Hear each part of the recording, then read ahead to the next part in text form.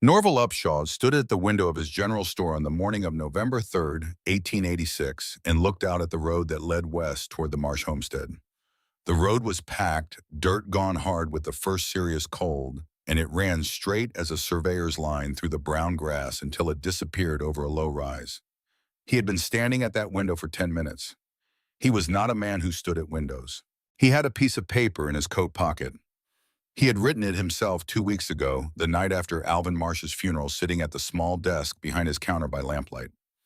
The paper was a land offer. The figures on it were fair by his own reckoning, which meant they were lower than what the land was worth in a good year, but reasonable given the circumstances. A widow alone, half a quart of firewood short of what she needed, a claim that would revert to nothing if she could not prove it through the winter. Norval had folded the paper into quarters and put it in his pocket that morning, with the intention of riding out to the Marsh place before noon. That had been 3 hours ago. He was still at the window. He watched the road for another moment, then turned back to his counter. The paper stayed in his pocket. He told himself he would go tomorrow when the ground was harder and his horse wouldn't struggle in the mud from last week's rain. He told himself there was no hurry. The widow wasn't going anywhere. Not yet. What he did not tell himself, because Norval Upshaw was not a man given to admitting things he preferred not to know, was that something about the road made him hesitate. Something about the way it ran straight and empty toward a place where a woman was doing something with her dead husband's quilts that no one in the settlement could quite explain. He went back to his ledger. He opened it to a fresh page, and then without planning to, he wrote at the top of that page a single name, H. Marsh. He looked at the name for a moment. Then he wrote beneath it November. Would purchase none. He didn't know why he was keeping track. He was a man who kept track of things. He told himself that was all it was. 2 miles west of Norval Upshaw's window, Hattie Marsh was on her knees on the plank floor of her cabin, measuring 5 inches of air with a strip of leather she had cut from one of Alvin's old bootlaces. She had knotted the leather at the 5-inch mark. She pressed one end against the wall log and stretched the leather out flat. When the knot touched the head of the wooden stake she had just pounded in, she moved to the next stake position and did it again. She had been working since before dawn. The cabin was one room roughly 16 feet by 18 with a single window on the south wall and a door on the east. Alvin had built it in the spring of 1883, the year they filed the claim, and he had built it the way men built things on the Kansas prairie when they were in a hurry and the weather was coming. Fast and functional and not quite tight enough. The chinking between the logs was a mixture of clay and grass that had dried out over 3 summers and now had gaps you could slide 2 fingers through in places. At night, when the wind came down from the north, Hattie could hear it moving through those gaps like breath through a reed, a low, persistent whistle that had kept her awake most of October. Alvin had planned to re-chink in the fall. Alvin had planned a great many things that fall. She found the next position for the stake, pressed the bootlace against the wall, and hammered. The sound rang through the cabin. Outside, the sky was the color of old tin. She was nearly finished with the north wall when the door opened. Queenie Finley did not knock. She had not knocked at this door in the 11 years that Hattie had lived within visiting distance of her, and she saw no reason to begin now. She stepped inside with her skirts gathered in one hand and looked at the quilt that Hattie was in the process of hanging, and said nothing for a long moment. Ada Gartner stood just behind her in the doorway, way younger by nearly 30 years, her hands folded in front of her, the way she always held them when she was somewhere she wasn't sure she wanted to be. Ada had buried her own husband 10 months ago. She had been accompanying Queenie on calls ever since, partly because Queenie had asked her to, and partly because Ada had nowhere else particular to be. Ada looked at the quilt. She looked at the wooden stakes. She looked at Hattie, who had not stopped working. "What on earth are you doing?" Queenie said. She said it the way a person says something they have already decided to disapprove of the question. More of a statement, the answer almost beside the point. "Insulating," Hattie said. She hammered another stake. "Those are your grandmother's quilts." "Yes, they are. They belong on a bed." Hattie set down the hammer and stood. She was 28 years old with dark brown hair, pulled back tight, and eyes that were a particular shade of gray-green that looked different depending on what she was thinking. Right now, they were very still. She looked at Queenie Finley the way you look at weather, assessing. "My grandmother," Hattie said, "would rather keep me alive than be respected in a pine box." Queenie adjusted her eyeglasses. They were small, wire-rimmed glasses that she wore low on her nose, which meant she was always looking slightly over them at things which gave everything she observed the quality of being found wanting. The ladies' aid met last Thursday, Queenie said. We talked about your situation. I wasn't aware I had a situation. You have a homestead that requires a man's management and a woodpile that will not last past Christmas. Queenie's voice was precise and not unkind, which made it worse. We are concerned. The winter is coming in hard this year. Mr. Finley has it from the Osage traders that it will be the worst in a decade. Hattie turned back to the wall and picked up the hammer. There is a widower in Dodge City, Queenie continued, a Mr. Calvin Draper. He is 53 years old, which is older than you might prefer, but he is established and he has a proper house. Mr. Finley could write to him on your behalf. A letter before Christmas, a meeting in the spring. It would solve a great many of your difficulties. Hattie drove a stake into the log with one clean blow. I am not interested in a husband, Mrs. Finley. You are interested in surviving the winter. Yes, that is exactly what I am interested in. She moved to the next position, which is why I am doing this. Queenie looked at the quilts, the stakes, the measured gap between the fabric and the wall. Her expression was one Hattie recognized. It was the expression of a person who has already concluded that something is wrong and is simply waiting for the person doing the wrong thing to come to their senses. You are going to hang your grandmother's quilts on your walls, Queenie said, like curtains in a fabric shop. That is correct. And you believe this will keep you warm. I believe this will keep me alive. A silence settled between them. Ada, still standing in the doorway, had not moved. She was watching Hattie's hands, the way they worked, the precision of it, the bootlace measuring tool, the even spacing. There was something about the deliberateness of it that Ada could not quite look away from. The ladies' aid, Queenie said, and her voice had shifted slightly, taken on a softer edge that was in some ways more pointed than the harder one, has the authority to petition Reverend Finley regarding cases of concern in the congregation. Cases where a member of the community may not be managing their affairs in a manner that is sustainable. She paused. We would not want to involve the Reverend in a private matter, but if circumstances were to reach a certain point before Christmas.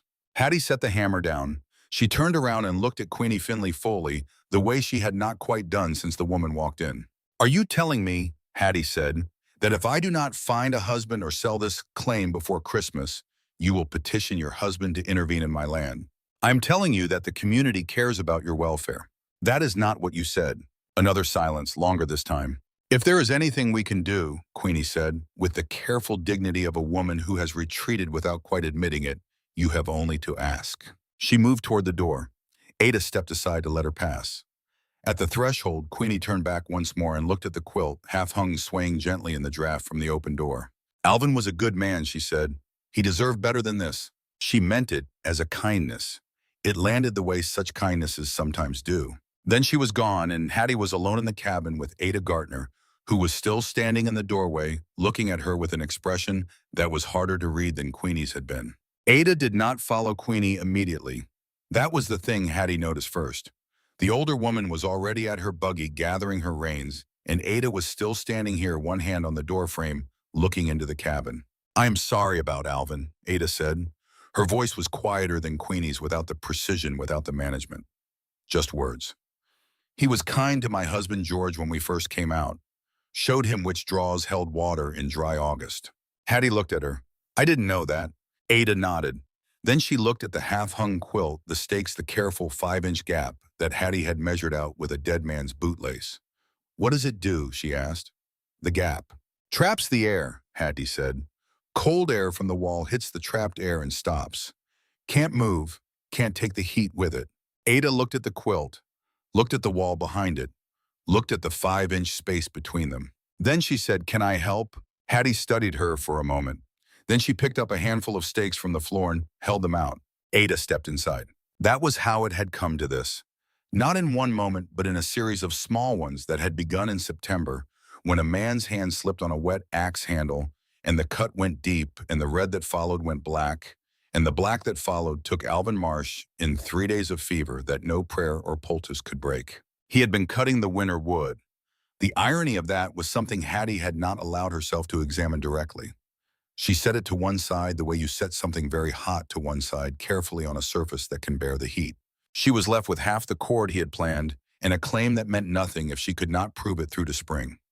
The land office in Dodge City was clear on the matter. Continuous improvement, continuous habitation. You could not simply lock the door and winter in town and come back in April and call it yours. You had to stay. You had to last. The other settlers in the county had their expectations about what a widow would do. Those expectations had a grammar to them, a sequence. The widow would struggle through one season, possibly two if she was stubborn. Then she would sell, or she would accept help that came with conditions, or she would go back east to family. The prairie was not a place a woman held on to alone. The prairie was not interested in what a woman could do alone. Hattie was 28 years old. She had been on this land for 3 years. She had planted and harvested and mended and dug and carried and built alongside Alvin, and she had no intention of becoming a paragraph in someone else's story about what the prairie does to people who don't belong. What she needed was a solution, fast and cheap and possible. She found it in a general store on a Thursday in late October, and she found it by accident, and she found it because she was out of other ideas, and therefore willing to sit down next to a woman most people in the settlement preferred to walk past. Solveig Eklund was 71 years old and had been in Kansas since 1846, which made her older in the territory than the state itself. She had come from Uppsala with her husband Gustav when Kansas was still Indian territory, and the nearest town of any size was 3 days east by wagon. Gustav had died in the winter of 1847. Solveig had stayed. 40 years alone on the same claim was something the settlement could not quite account for, and so they accounted for it by deciding she was odd. Her English had an accent that seemed to thicken rather than thin with the years. She talked about Sweden to people who had no interest in Sweden. She kept her cabin in ways that looked peculiar from the outside and that no one had thought to ask about from the inside. When Hattie walked into Norval Upshaw's general store that Thursday afternoon, Solveig was sitting on the wooden chair near the iron stove, her hands working a length of gray knitting wool, her boots too large for her feet because her feet had swollen with age, and she wore what fit rather than what looked right. Norval Upshaw was behind his counter moving cans of rendered lard. He acknowledged Hattie with a nod that was neutral, which was his version of polite. Hattie needed flour lamp oil and something for the gaps in the chinking if the clay mix she had could not be made to set before the ground froze. The chair next to Solveig was the only place to sit while she waited for Norval to finish with the man ahead of her in the order of things. She sat down. Solveig looked at her sideways. "You are the Marsh woman," she said. "I am. Your husband died in September." "Yes." Solveig kept knitting. Her needles moved without her looking at them, the way long practice makes things move. "You are staying," the old woman said. It was not a question. "I am staying," Hattie confirmed. "Through the winter."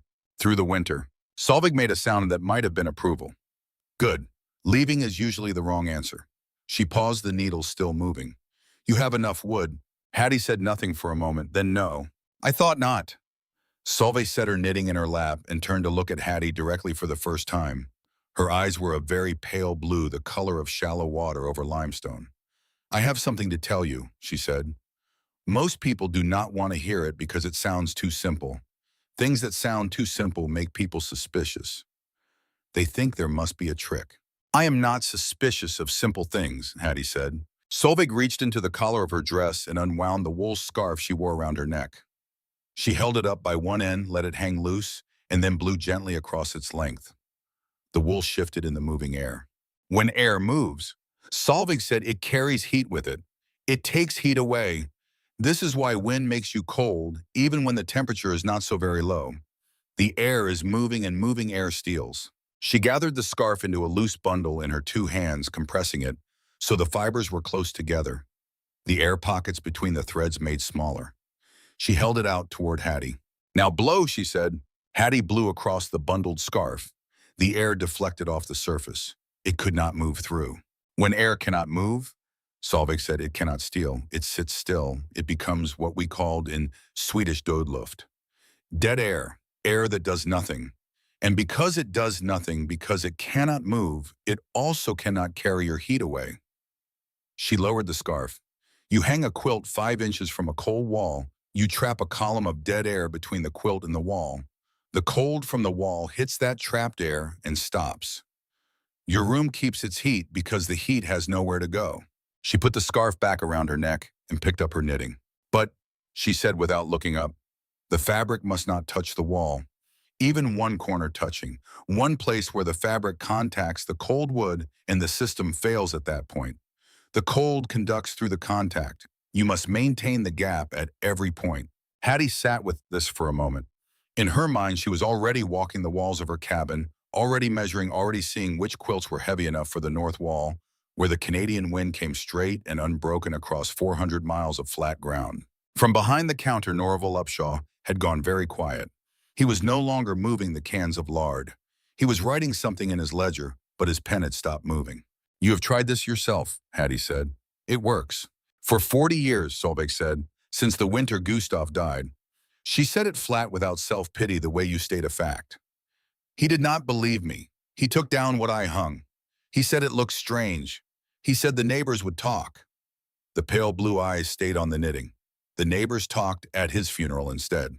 A silence opened between them. Norval Upshaw, behind his counter, did not move. "I have tried to tell others," Solveig said. "3 people over the years. None of them listened all the way through. Either they thought it was too simple, or they thought it was foreign foolishness, or they simply could not believe that something so small, a gap of empty air, could do what I said it would do."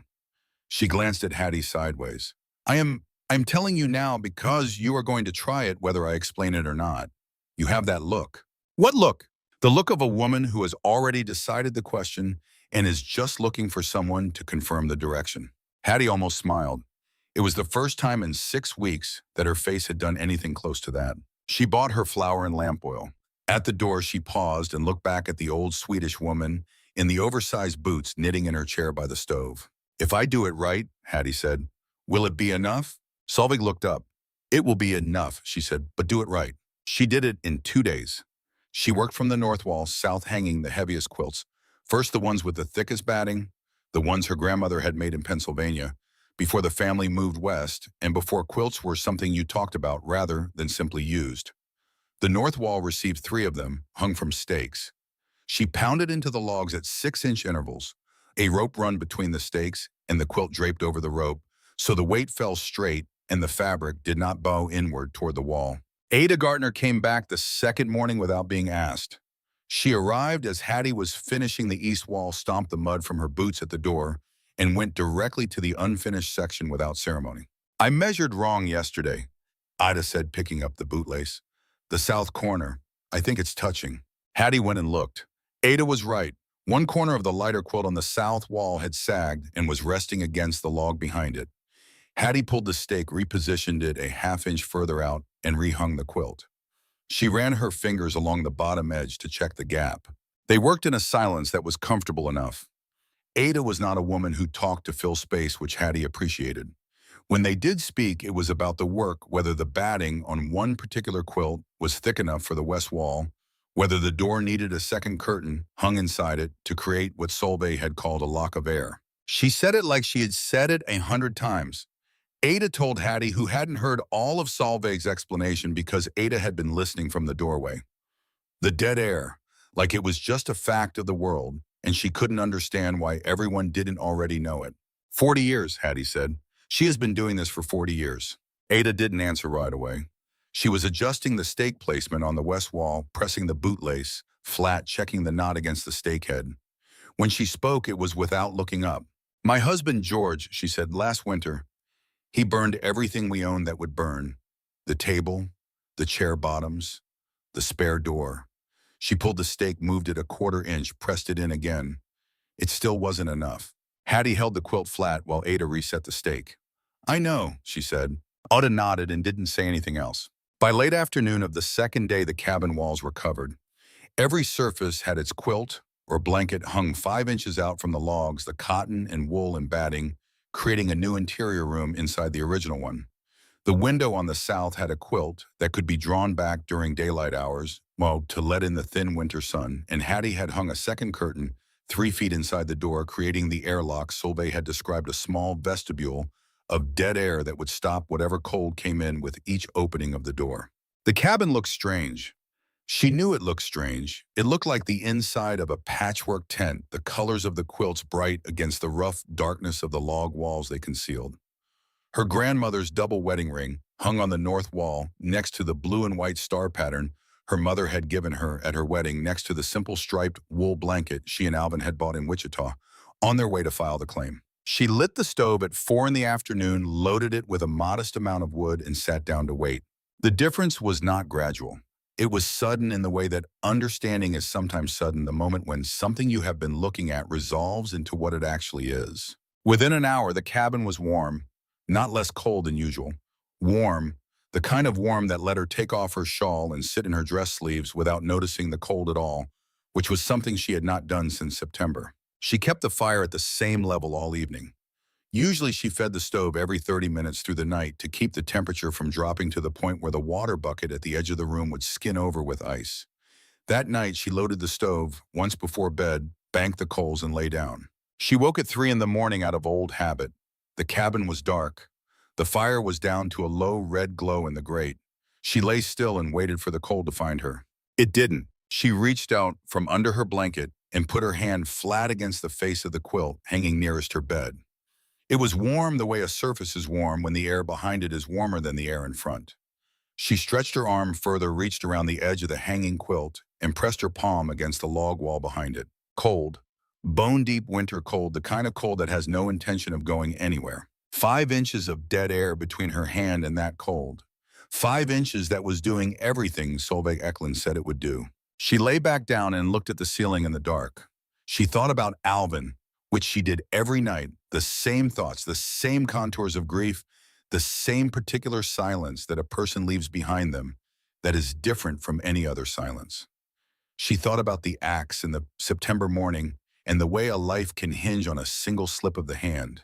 She thought about the ledger she had started keeping, the small notebook she had bought in July to track planting schedules now repurposed. Every day since she had hung the quilt, she had written down how much wood she burned and what the temperature was when she woke. 3 nights of data. 3 nights of less than half the wood she had been burning before. In the morning, she went outside and stood by the wood pile in the early gray light and counted. She did the arithmetic twice to be sure. If the rate held, she had enough wood to reach March. Not Christmas, not the end of January that she had privately set as her best possible outcome. March. She stood in the frozen mud by the woodpile for a long moment. The sky was low and silver, and the grass bent in a cold wind that smelled like snow still a week away. 2 miles east, Norval Upshaw's store was just opening. A mile south, Queenie Finley was telling someone something about the widow Marsh and the quilts on her walls.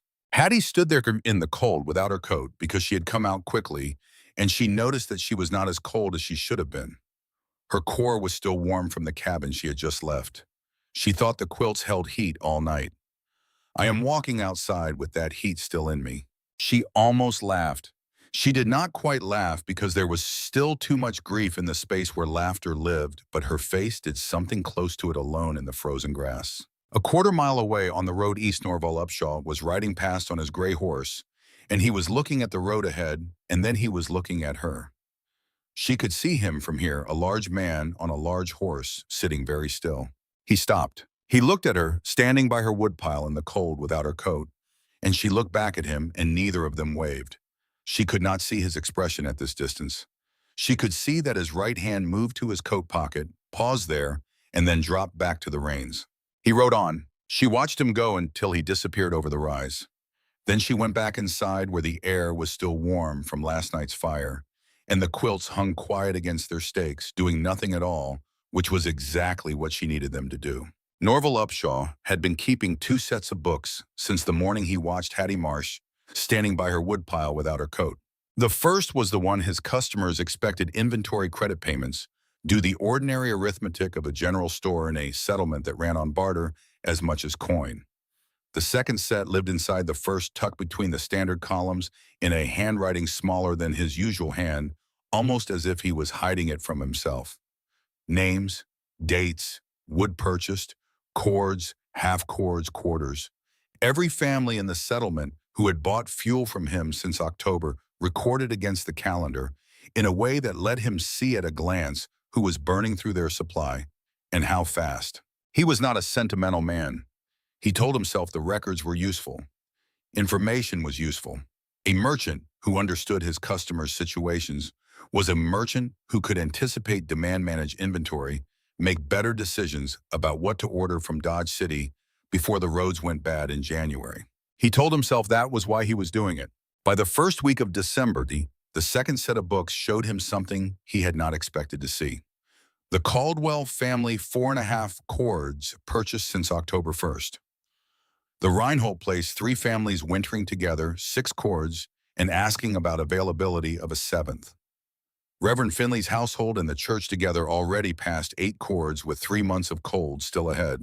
Hattie Marsh nothing, not a stick. He stared at that line in his ledger on a Tuesday morning with a cup of coffee going cold beside him and thought about the quilts on her walls and the 5-inch gap and the old Swedish woman in the oversized boots who had explained something to Hattie in his store that he had pretended not to hear. He pulled out the land offer from his coat pocket and set it on the counter beside the ledger.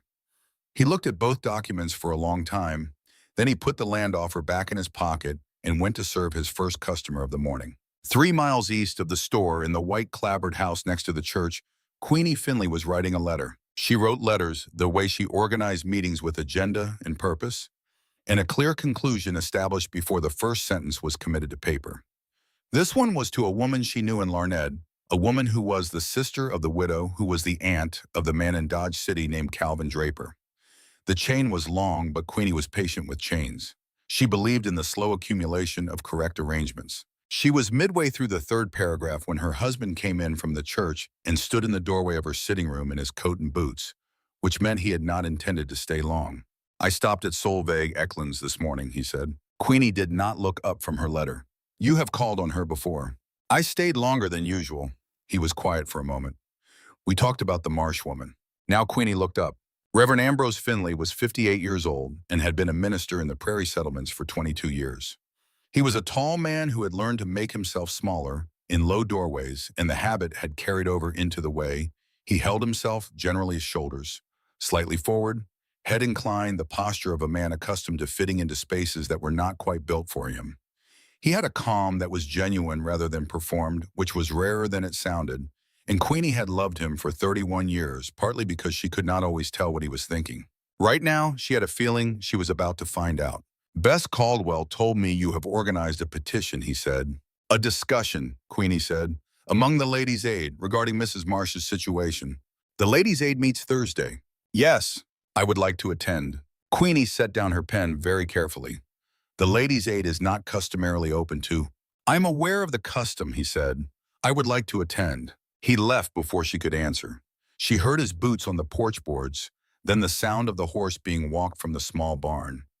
She sat looking at the half-finished letter and thought about Solveig Eklund, who had been in this settlement longer than Queenie had been alive, who had never attended a Ladies' Aid meeting, who had never been invited to one. She picked up her pen and finished the letter, but her handwriting was different. In the last paragraph, slightly harder, the letters pressed deeper into the paper than her usual careful script. The Ladies' Aid met on Thursday afternoon at 2 o'clock in the side room of the church, 12 women arranged on the wooden chairs that Reverend Finley's deacon had set in a rough circle. It was the kind of gathering that had its own weather, warm in some corners and cool in others, the temperature determined not by the stove, but by alliances. Queenie sat at the head of the circle in the way that people sit at the head of things without a formal head being designated. She had a list. She read from it in the same measured voice she used for everything the number of times Hattie Marsh had been absent from Sunday services since September, the state of the woodpile, as reported by Ada Gartner. During her visit in November, the concerns of several unnamed members regarding a woman alone on a claim at the outer edge of the settlement. Ada sat at the far end of the circle. She had arranged herself on the chair slightly sideways, the way a person sits when they are not entirely comfortable with the shape of the room. She had not been asked whether she consented to her observations being reported to the group. She had not been told they would be. She listened to Queenie read from the list and felt something move through her that was not quite anger and not quite shame and was some combination of both that did not have a clean name. "I would like to propose," Queenie said, looking around the circle, "that we formally petition Reverend Finley to conduct a welfare visit to the Marsh homestead and assess whether the situation has reached a point that requires community intervention." A general sound of agreement moved around the circle. Not all of it, but most of it. Those in favor, Queenie said. Hands went up. Ada counted them without moving. 9 out of 12. Ada, Queenie said. Ada looked at her directly. I would like more time to consider. The room's weather shifted. Several women looked at each other. Queenie's expression did not change, but something behind it changed the way the pressure changes before weather arrives. Of course, Queenie said. She moved to the next item on her list. After the meeting, when the other women had put on their coats and gone out into the cold, Queenie touched Ada's arm at the door. You have been spending time at the Marsh place, she said. Her voice was the soft one, the one that sounded like concern and functioned like a key finding a lock. I understand the impulse. You have both lost husbands, but you should consider how association appears particularly to the Gartner family, who have been kind enough to provide you a home this winter. Ada looked at the older woman's hand on her arm. Then she looked at Queenie's face. I understand, Mrs. Finley, she said. She meant it to sound neutral. She was not sure it did. She was still thinking about it when she walked out into the cold and found Reverend Finley standing outside the side door of the church in his coat, not going anywhere, just standing in the cold air, with his breath making slow clouds in front of him. He had heard the meeting. The side room shared a wall with his study, and the wall was not thick. He did not say anything to Ada. He walked to the side door and opened it, and stepped into the room, which still held the warmth of 12 bodies and the smell of good wool coats and the particular atmosphere of a decision that has been made. Queenie was straightening the chairs. He stood in the doorway and she turned and saw him, and they looked at each other with the ease of people who have been reading each other for 3 decades, which meant the conversation that followed was shorter than it might otherwise have been. Has she broken any law? He said. Queenie continued straightening a chair. That is not the relevant question. It is the only relevant question, he said. Has she asked for help from this community and been refused? No. Is she a harm to anyone in this settlement? A pause. No. Then the Ladies' Aid, he said, with the same calm he brought to everything, should concern itself with Ladies' Aid business. He looked at his wife for a moment longer, the look of a man who has more to say and has decided that what he has said is enough. Then he walked back through the door and closed it behind him. Queenie stood very still between 2 chairs in the empty room. In 31 years of marriage, she had agreed with her husband on nearly everything that mattered. She believed that record was on balance correct. She believed she was right about Hattie Marsh. She believed a woman alone on the outer edge of a settlement in a Kansas winter with a dwindling woodpile was a problem that had a proper solution, and that the proper solution was a man, and that organizing toward that solution was an act of Christian care rather than interference. She believed all of this. She went on believing it, but she did not finish the letter to the woman in Larned. The blizzard came on the 14th of December, and it came without much warning, which was the way the serious ones came. The sky went from low and gray to white and screaming in under 2 hours, and by nightfall, the wind was driving snow horizontal, and the temperature had dropped 30 degrees in an afternoon, and the settlement had contracted to the distance you could see from your own window, which was not far. It ran for 3 days. On the first day, Hattie loaded the stove at intervals she had calculated from her notebook. Every 2 hours was enough to hold the room at a temperature where she could work without her coat. She spent the day mending reading writing in her planting ledger, the notes she had been meaning to make since October. She ate twice. She slept when she was tired. The fire did not demand more than she gave it. On the second day, she walked the perimeter of the quilts and pressed each one at its edges, checking for any contact with the wall behind. One place on the east wall near the floor had shifted slightly. She reset the stake, retucked the lower edge of the quilt. The system held. That second night, she lay in the dark and listened to the wind work itself against the outside of the cabin and felt for the first time since September something that was not grief and not fear. She could not name it immediately. It took her a while to recognize it as a feeling she associated with Alvin, with the early years when the claim was new and the work was hard, and the two of them went to bed tired every night with the specific satisfaction of people who had done what they set out to do. She had forgotten what that felt like in her own body. It surprised her to find it still there. On the third day, the wind dropped, and she went outside to dig the door clear and stood in the sudden silence of a world after a blizzard, the kind of silence that has weight to it, and looked out at the white flats running south to the horizon. The sky was blue. Shadows of the grass stalks made blue lines across the drifted snow. It was the most beautiful thing she had seen in months, and it was also extremely cold, and she went back inside after 5 minutes. Norval Upshaw opened his store on the morning of the 17th with a shovel and a lot of effort and found people waiting in the cold before he had the door fully clear. They came for wood first and earthworm, everything else second.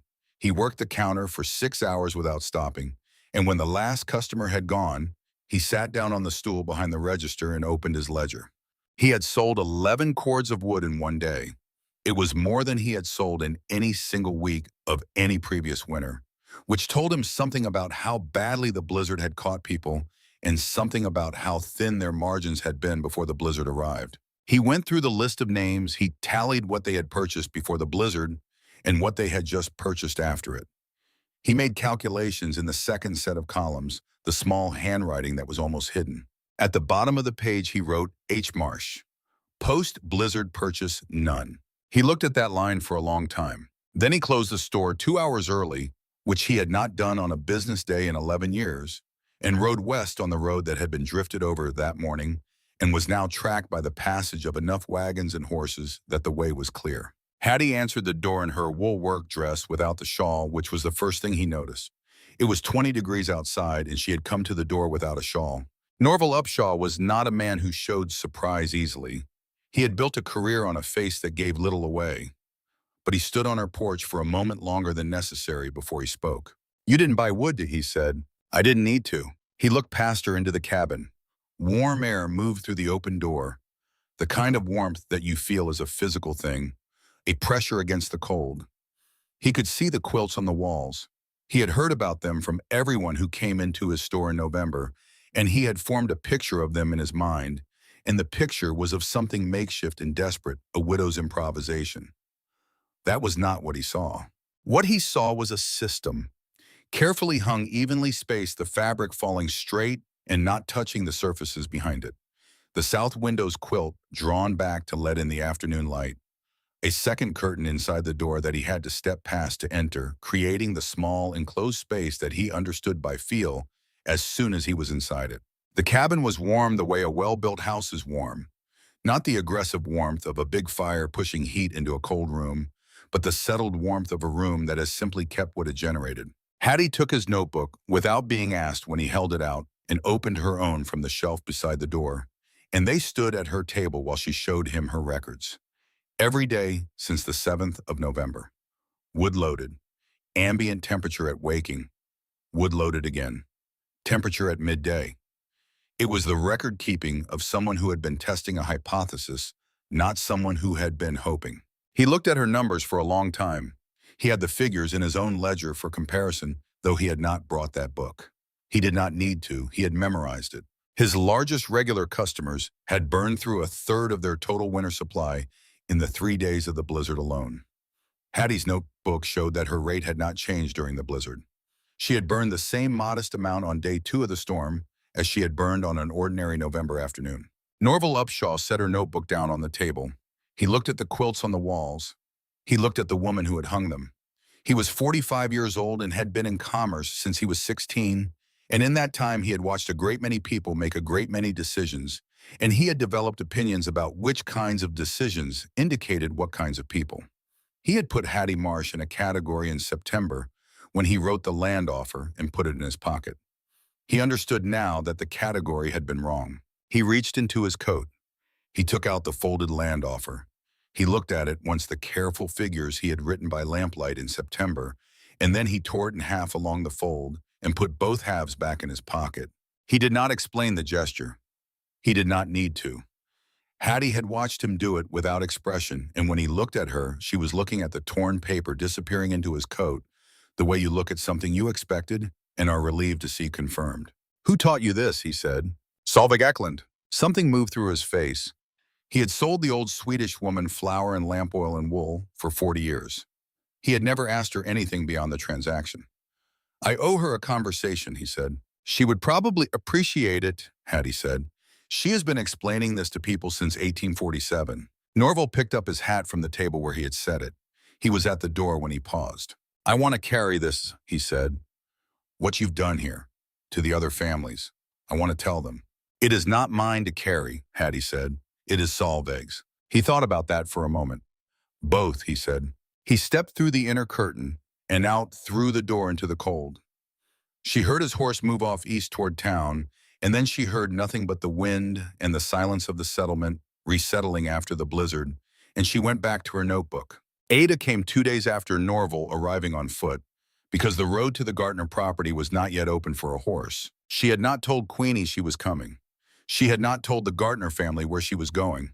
She had left in the early morning while the house was still quiet, wearing every layer she owned, and walked a mile and a half through snow that was knee-deep in the drifts and packed down to ice in the tracked areas. She knocked this time. She had always knocked, but this time the knock was different, more deliberate, the knock of someone who has decided something on the way over.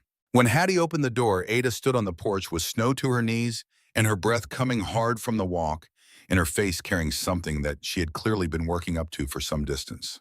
"I told Mrs. Finley I hadn't been here," Ada said. "In November, when she asked." A breath. "She asked if you seemed stable, and I said I had no information." That was a lie. Hattie stood in the doorway and looked at her. "I didn't say anything against you," Ada said, "but I didn't say anything for you either. And I knew what she was doing with the Ladies' Aid, and I didn't say anything about that either." She met Hattie's eyes. "I am telling you now because I think you should know what I did and what I didn't do, and because I think it matters that you know the difference." Hattie stepped back from the door. "Come inside," she said. "You're going to freeze on my porch." Ada came in, stepped through the inner curtain, and stood in the warmth of the cabin. She began to peel off her outer layers, and the warmth reached her all at once, and she stood very still for a moment, in the way a person stands when they have been cold for a long time, and warmth is suddenly and fully available.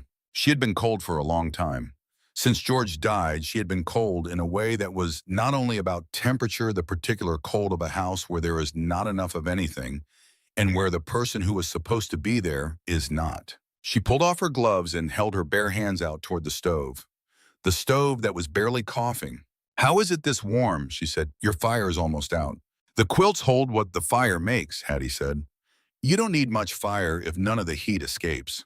Ada turned her hands over, looking at them as if confirming they were the same hands that had been clenched in gloves for the last 2 hours. "Will you teach me?" she asked. "Not for here, for wherever I am next winter. I won't be at the Gartner place." She looked up. "They've told me I need to find other arrangements by spring." Hattie looked at her for a moment. "Yes," she said, "I'll teach you." They spent the afternoon working through the logic of it in practical terms, not theory, but application. Ada was a quick learner, the kind who translates understanding into motion immediately, who does not need to be told twice. By late afternoon, she had internalized the method well enough to identify a problem in the west wall setup she had helped install in November. One stake had shifted in the cold and the quilt had rotated slightly, bringing the lower left corner within an inch of the log. "Here," Ada set her hand already on the stake. "This one." Hattie looked. "Good catch," she said. Ada reset it herself. The afternoon had gone darker by the time they were done, and Ada put her layers back on for the walk home. At the door, she paused. "Can I ask you something?" "Ask." "Do you ever regret it staying?" Hattie was quiet long enough that Ada thought she wasn't going to answer. Then, every morning in October, I woke up and asked myself if I was going to stay or go. And every morning, I got up and started the fire. She picked up her notebook from the table, her finger holding the page. "The regret is there, but the other thing is stronger." Ada looked at her for a moment, then nodded once and stepped through the curtain and out into the cold. Hattie visited Solveig Eklund for the first time since November, on a clear afternoon in mid-January, riding the 4 miles on Alvin's horse, which she had continued to work, because the horse needed it and because she needed it too, the daily purpose of it, the simple animal requirement of something depending on you. She found the old woman awake in her bed, which was not alarming in itself because Solveig often spent the cold days in bed to conserve heat. What was different was the stillness. Solveig moved when she was awake, always something working in her hands, the knitting or the mending, or the slow deliberate writing she did in the notebook she kept in Swedish that Hattie could not read. Today her hands were at rest on the coverlet. "You look well," Solveig said, which was what she said to everyone, regardless of how they looked, as a form of greeting rather than assessment. "You don't," Hattie said, because she was not going to lie to this woman. Solveig smiled. "Honest. Good." She shifted against her pillows. "How is the north wall?" "Holding. No movement in the stakes." Ada caught a shift in the west wall 2 weeks ago. We reset it. Ada Gartner. Solveig tested the name. The one who came with Queenie Finley. Not anymore, Hattie said. Solveig looked at her with those pale eyes. People surprise you, she said. That is the thing about people. They surprise you in both directions. The cabin around them was warm, warmer than Hattie's even, because Solveig's system was 40 years more refined. The layers of fabric were not quilts, but woven wool hung in a way that Hattie had not seen before, with small sewn casings along the bottom edges that held thin wooden rods and kept the fabric from ever moving inward, regardless of temperature change. She had been improving this for 4 decades. She had been doing it alone.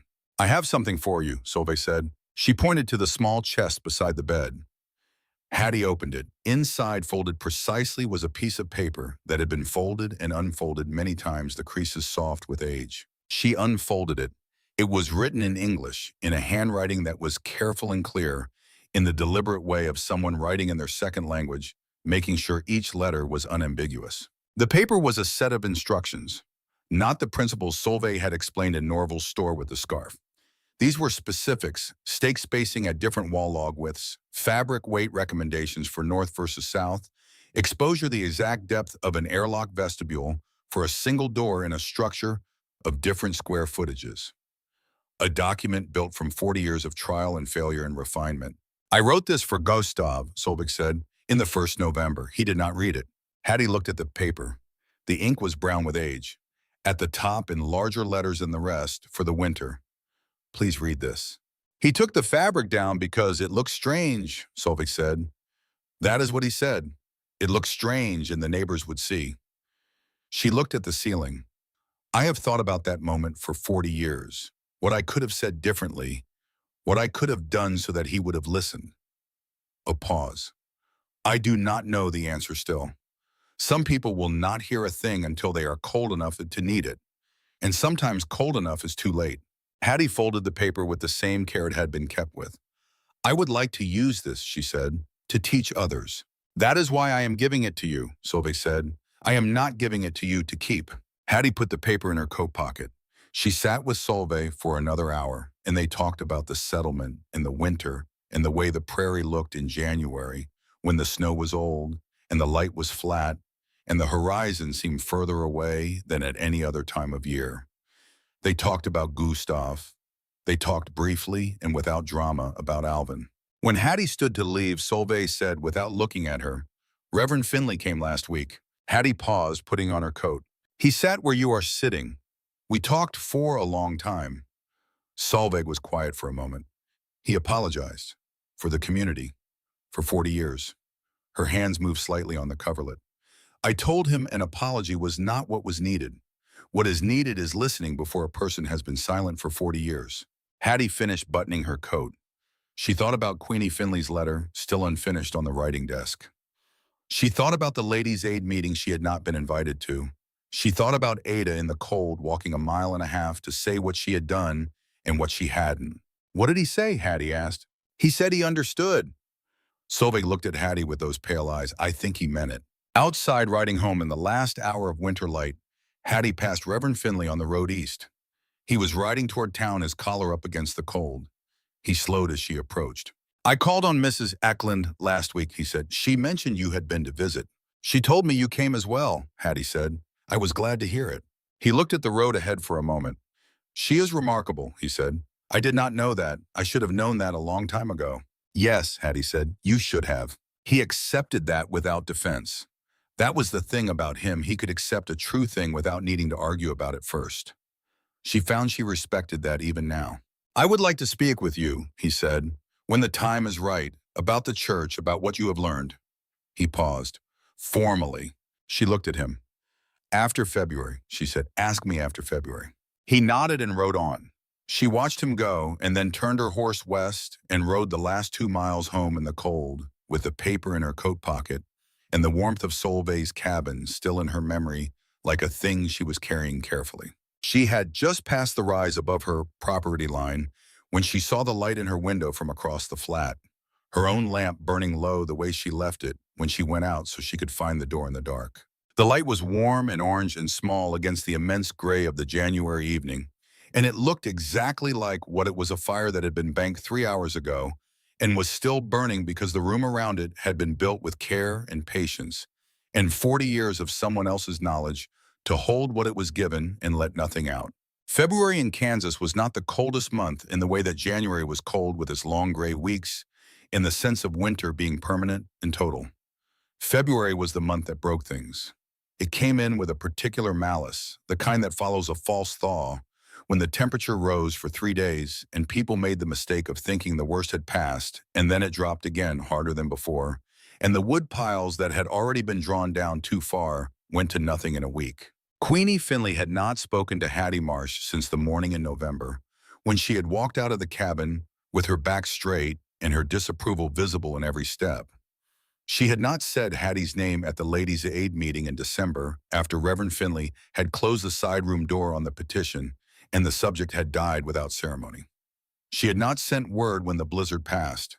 She had not acknowledged in any public forum or private conversation that the winter was now 2/3 gone, and the widow on the western edge of the settlement was still there, still alone and apparently still warm. She had, however, been paying attention. Queenie was always paying attention. It was one of the things she was best at. She knew from Norval Upshaw, who mentioned it without drama while she was buying lamp oil, that the Marsh woman's wood consumption for the entire winter to date was approximately 4.5 cords. She knew this because Norval had said it in the same flat tone he used for commodity prices, a tone that communicated information without editorial, which meant he was letting the information speak for itself and trusting her to hear it. She heard it. She had burned through 7 cords herself. Her husband's church had burned through 11. The building was not large. It was not well built. The coal came through the walls, and the congregation sat in their coats, and Reverend Finley had taken to preaching faster than usual in the deep winter months, which was not an improvement to his sermons. On a Wednesday morning in late February, Queenie Finley put on her heaviest coat and her warmest boots and told her husband she was going to call on Mrs. Marsh. He looked at her over his breakfast without expression. She left before he could decide whether to say anything. She drove herself. She did not bring Ada, which was also a decision, the kind of decision that doesn't announce itself but means something. The road west was packed and ridged from wagon traffic, and the horse knew the pace. It took her 40 minutes. Hattie was outside and she arrived scattering feed for 3 chickens that had survived the winter by virtue of being housed inside the cabin's small lean-to extension, which Hattie had also lined with burlap, hung off the walls at the same interval she used inside. Queenie sat in the wagon and looked at this for a moment. The chicken shed was insulated. Of course it was. Hattie looked up, saw the wagon, and did not change her expression. She finished scattering the feed. She was wearing a wool dress and a light shawl. It was 24 degrees. "Mrs. Finley," she said. "Mrs. Marsh," Queenie said. They looked at each other across the frozen yard with the chickens moving between them, pecking at the scattered grain. "Will you come in?" Hattie said. It was not quite a question. Queenie climbed down from the wagon. The heat reached her before she was fully through the door. Not the dry, aggressive heat of a big fire, but something more total. A warmth that seemed to come from the walls themselves from all directions at once, which of course was exactly what was happening, and which Queenie had known intellectually was what the quilts were designed to do. Knowing it and standing inside it were different things. She passed through the inner curtain. The main room of the cabin was perhaps 2 degrees warmer than the vestibule, which was already warm enough that she wanted to unbutton her coat. The stove held a small fire, the kind you might build to heat a pot of coffee, not the roaring fire she maintained in her own house all day, and still went to bed cold. She unbuttoned her coat. Hattie was already at the stove moving the coffee pot. She did not say anything about the coat. She did not say anything about the room. She set 2 cups on the table and poured and sat down and waited. Queenie sat across from her. She put her hands around the cup. She looked at the quilts on the walls, the sewn and pinned and carefully maintained fabric that she had called foolishness in November, that she had described to every woman in the settlement as a symptom of a widow losing her hold on propriety and good sense. The double wedding ring on the north wall, the blue and white star to the east, the striped wool on the west. She had heard these described so many times in her own retelling of them that they had become in her mind evidence of something. Sitting in the room they made, she was not certain what they were evidence of anymore. 4.5 cords, she said. "A bit less," Hattie said. "I have been keeping count. We have burned 7, she paused. Ambrose has burned 11 in the church. I know, Hattie said. Norval told me. Queenie looked at the cup in her hands. How, she said. And then because she was not a woman who left sentences unfinished, when a complete sentence was what the situation required, how was this room this warm with that fire? Hattie was quiet for a moment. She looked at Queenie Finley, the woman who had stood in this cabin in November, and told her she needed a husband who had organized a meeting about her welfare without her knowledge, who had spent 4 months explaining to the settlement why Hattie Marsh was a problem that needed solving. She looked at her with the same still gray-green eyes that assessed weather, and what she read in Queenie's face right now was not malice and not condescension. It was something more uncomfortable than either. It was the face of a person who had been wrong about something important and had come in the only way she knew how to come to sit in the fact of it. The quilts trap a column of still air between the fabric and the wall, Hattie said. The cold from the logs hits that air and stops. The heat from the stove has nowhere to escape to. The room holds what the fire makes. She said it in the same tone she might use to explain the planting calendar. Plain, without satisfaction. Solveig Eklund has been doing this for 40 years. She learned it from her people in Sweden before she came over. She tried to tell Gustav, and he didn't listen, and he died in the winter of 47. A pause. She tried to tell 3 other people after that. None of them listened either.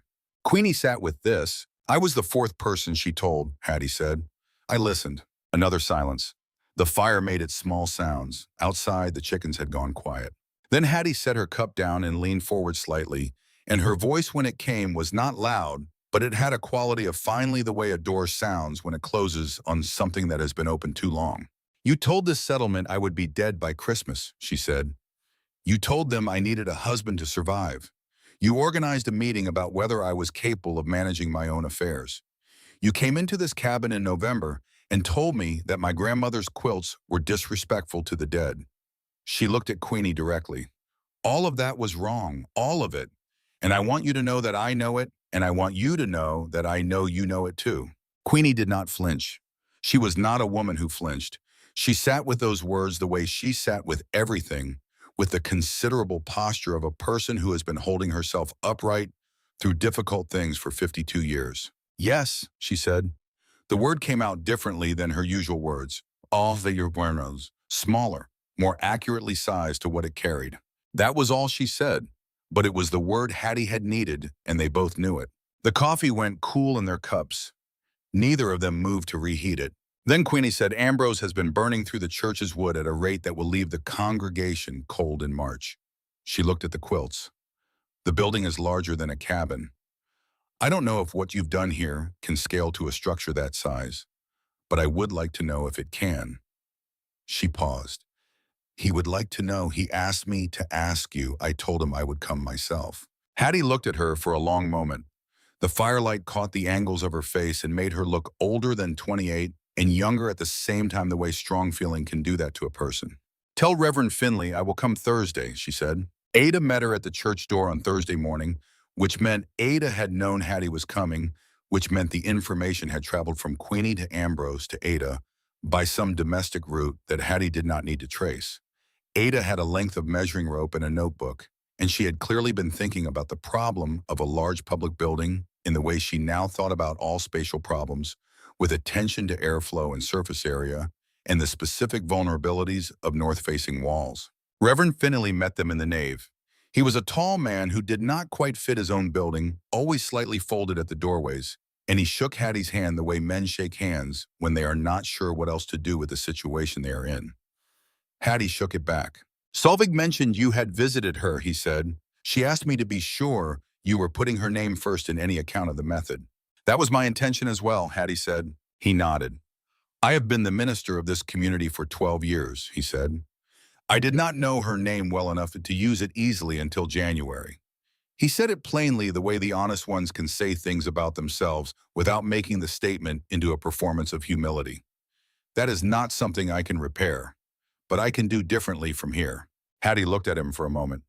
She told me you apologized to her. I tried to. She told me what she said back. He nodded slowly. That listening is more useful than apology. Yes. He looked at the walls of his church, the rough board siding with its gaps and its inadequate insulation, the high windows that let in light and cold in equal measure. "So, I am listening?" Ada was already walking the north wall with her rope measuring, making notes. Hattie watched her for a moment before turning her attention to the building. The church was a different problem than the cabin. The walls were taller. The congregation opened and closed the main doors continuously on Sunday mornings, which would defeat a simple airlock unless you built the lock large enough to accommodate multiple people. The windows were numerous and single-paned and represented as much heat loss as the walls. The ceiling was high, which meant the warm air rose and collected where no one was sitting. She walked the perimeter. She asked Ada to measure the gap between the wall studs because the internal structure of a frame building was different from log construction, and the solutions would be different too. She asked Reverend Finley how many people attended on a Sunday morning, and what time they arrived, and how long the service ran. He answered all of it. He had a good memory for his congregation and gave her numbers she could work with. "The ceiling is your biggest problem," Hattie said, standing in the center of the nave and looking up. "The heat goes there and stays there and never comes down to where people are sitting. You need something to interrupt that. Fabric hung horizontally at 8 feet will create a lower ceiling that traps the warm air at the level where it is useful." She looked at it on. "Do you have fabric that wide, canvas, heavy wool, anything that will hold its shape?" "I can get it," Norval Upshaw said from the back of the church. She had not heard him come in. She turned and he was standing at the rear door with his coat on and his hat in his hand, which meant he had not planned to stay, had come to deliver something, and found himself walking to the front of the nave instead. "I have canvas in the storeroom," he said, "wagon canvas. I can have it here by Saturday." Hattie looked at him. "That will work," she said. He nodded. He put his hat back on. He did not leave. Ada came up beside Hattie with her notebook. "If we do the horizontal ceiling canvas in the wall hangings on the north and east, we can leave the south and west lighter so the morning light still comes through. The congregation won't even notice the difference in the room by the second Sunday." Reverend Finley was looking at Ada Gardner in the way adults look at younger people who have just done something that reframes them. He had known Ada for 2 years as an adjunct of Queenie Finley's social world, a quiet widow without much apparent direction. He was looking at her now as something else entirely. "Ada," he said, "I did not know you had thought about this so carefully." Ada looked at him with the steady gaze of a woman who has gotten used to not being seen. "I have been thinking about it since November," she said. "I had good instruction." She glanced at Hattie. Hattie was already writing in her own notebook the numbers. Ada had called out the calculations for canvas width and stake placement in a framed wall rather than a log wall. She was not watching herself be credited. That was one of the things about her Ada had come to understand she did not need to watch. They worked on the church for 2 days. Norval brought the canvas on Saturday as promised. Ada organized the cutting. Hattie directed the hanging, which required a ladder, and the Reverend's deacon and a young farmer named Kermit Hallmark, who had come because Norval mentioned at the store that something interesting was happening at the church, and Kermit Hallmark was a man who went toward interesting things. By Sunday morning, the church had a lower ceiling of canvas hung at 8 feet the north wall, covered in heavy wool that Queenie Finley had donated without announcement, and a double curtain entry that Kermit Hallmark had constructed from 2 lengths of canvas on a sliding rod that allowed people to enter and exit without exposing the main space to the outside air. The congregation came in that Sunday and sat down in their coats, and then one by one took their coats off. Reverend Finley preached at his normal pace for the first time since November. After the service, standing in the cleared yard in the cold, Hattie heard a woman she did not know well say to the woman beside her that the church had always been drafty, and wasn't it strange that it had simply fixed itself? The woman beside her said she had heard it had something to do with Hattie Marsh and the Swedish woman who lived past the creek. The first woman said she had always liked Solveig Eklund. She said it in the tone of a person revising a history they had not lived that way, but would prefer to remember differently. Hattie did not correct her. She walked home. She was at her table that evening, writing in her planting ledger the first spring notes when she heard hoofbeats and then a knock. She opened the door and found a man she had not met standing in the cold with his hat in his hand and a piece of paper that she recognized as one of Norval Upshaw's printed instruction sheets. He introduced himself as Newton Renfrow. He farmed 7 miles southeast, he said, on a quarter section that had a bad north wall situation he had been trying to solve since he built the place 3 years ago. He had read the instruction sheet twice, and he had a specific question about stake placement in a wall where the interior studs were not evenly spaced.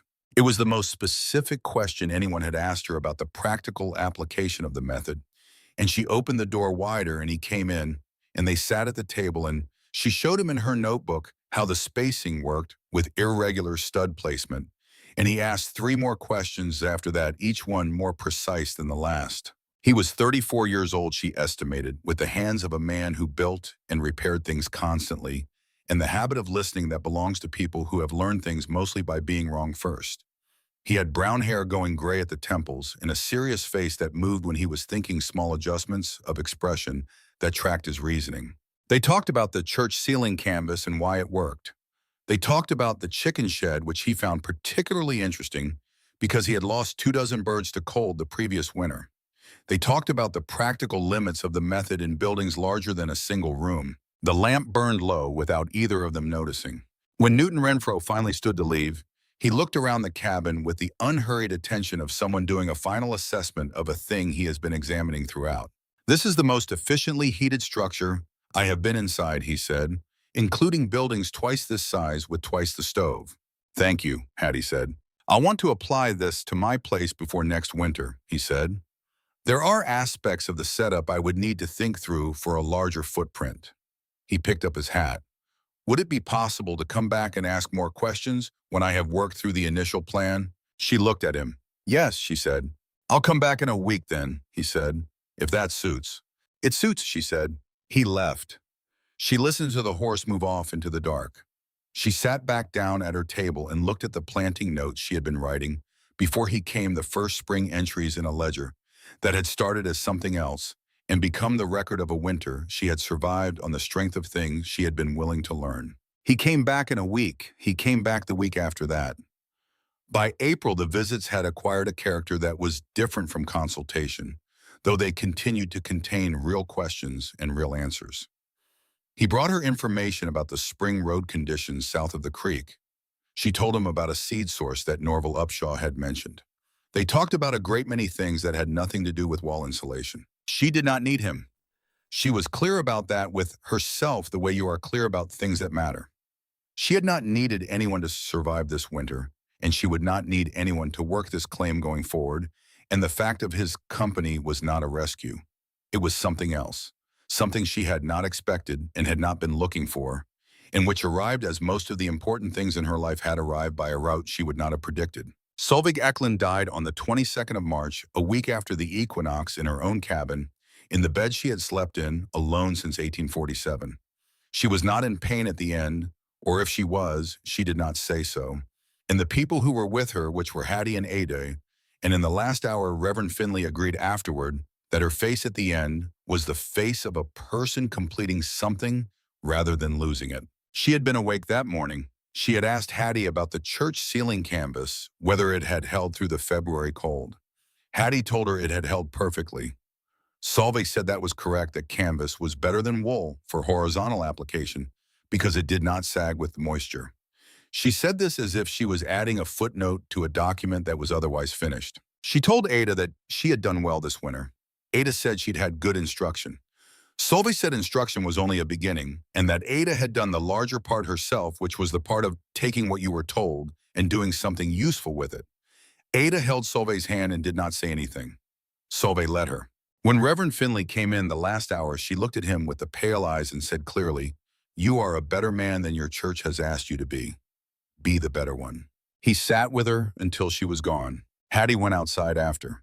The snow was gone from the south-facing slope behind the cabin, and the first grass was showing through that particular yellow-green of very early prairie growth that is nothing like summer grass and everything like the idea of summer. She stood in it for a long time. The cabin behind her was warm. She could feel it from the doorway, the faint exhale of warm air that met the cool spring air at the threshold. Solveig's system, 40 years refined, holding the heat of a fire that had gone out 2 days ago. Dead air, doing nothing, accomplishing everything. The funeral was small. Hattie Ada Norval, Upshaw, Reverend Finley Kermit, Hallmark. Newton Renfro, and four others who had come to know Solveig Eklund in the last months of her life through the changed weather of the settlement's attention. It was more than had attended any event involving Solveig Eklund in the previous 40 years. Queenie Finley sat in the back row. She had come without being asked and without announcement. She had dressed as she dressed for all funerals in good black wool, and she sat upright in her chair through the Reverend's words and the silences between them.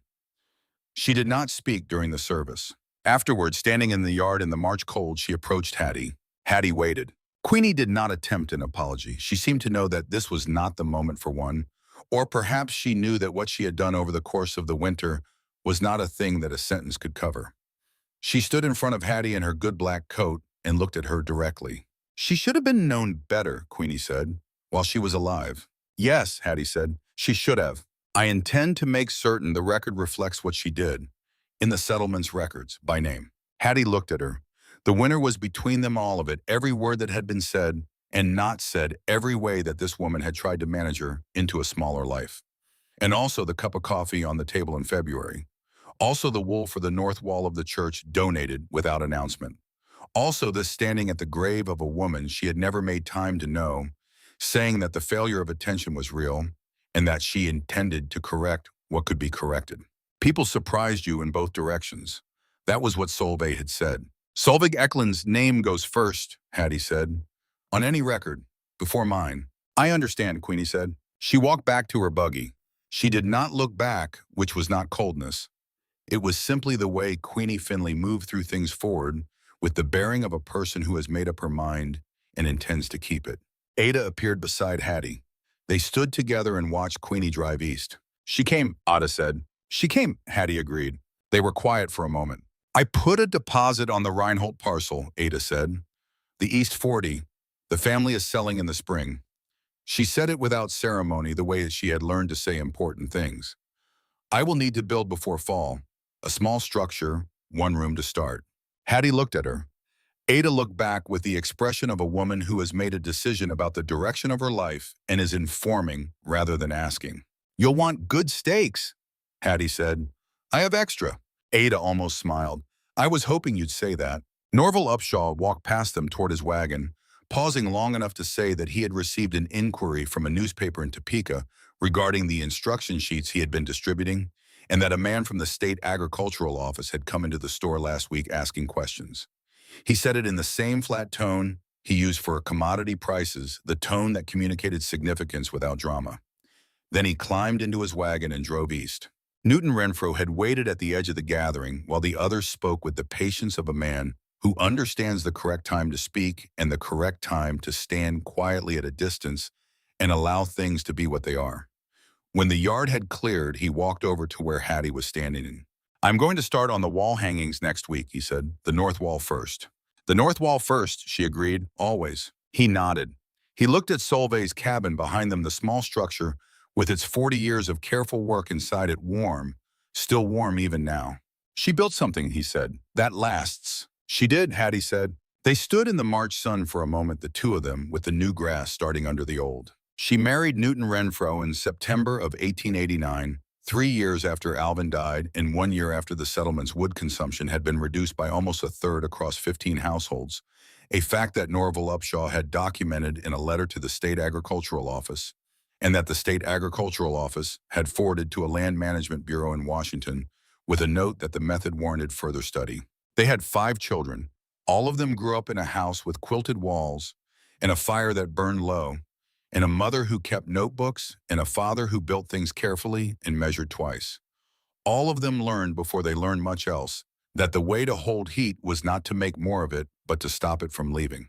The cabin was torn down in 1923 when Hattie and Newton built a proper frame house on the same site with insulated walls and double-pane windows and a furnace in the basement. The technology had caught up to the principle. The principle was the same. The quilts survived. The double wedding ring, the one Hattie's grandmother had made in Pennsylvania, the one that had hung on the north wall through the winter of 1886 and done its invisible work in the dark. It passed to Hattie's oldest daughter and then to her daughter's daughter, and then in 1951 to the County Historical Society, where it was cleaned and mounted and placed in a case in the building on the main street of the town that the settlement had become. The card beside it read, "Double Wedding Ring Quilt, attributed to the Marsh family, Eastern Kansas, circa 1860. Used as wall insulation during the winter of 1886 by Hattie Marsh, following the dead air method taught to her by Solveig Eklund, a Swedish immigrant who had practiced the technique since 1847. The method subsequently spread through the county and contributed to measurable reductions in fuel consumption among pioneer households. Both women are credited with its regional adoption. Two names, in that order. People stopped in front of that case and read the card and looked at the quilt and tried to imagine a woman in a one-room cabin on the Kansas winter flats and alone with half enough wood in a community that had already decided how her story would end, hanging her grandmother's most precious work on a cold wall and waiting to see if the air behind it would do what she had been told it would do. The air had done its job. She had done hers. What she built did not look like much from the outside, a small cabin in the grass, the windows dark before dawn, one woman and one stove and a collection of old quilts hung 5 inches from the wall. Not a monument, not a declaration, just a room that held its warmth through the longest winter anyone in the county could remember, while outside the cold pressed against the logs and found every night that there was something between it and the heat it was looking for. Something that did nothing. Something that by doing nothing did everything. The real lesson was never about the quilts. It was about what happens when a person decides to understand a problem instead of simply enduring it. When a person sits down next to someone the rest of the room has decided to ignore and listens all the way to the end. When a person measures twice and hangs the heavy ones on the north wall first and checks every corner and does the arithmetic and writes it all down and then gets up the next morning and does it again. Solveig Eklund knew this. She had known it for 40 years in a language no one in the settlement had bothered to learn. Hattie Marsh learned it in a November afternoon by a general store stove, and she carried it through a winter that was supposed to finish her, and she came out the other side with enough wood left over to make the point without needing to raise her voice. She had not survived by being stronger than the winter. She had survived by being smarter than the cold.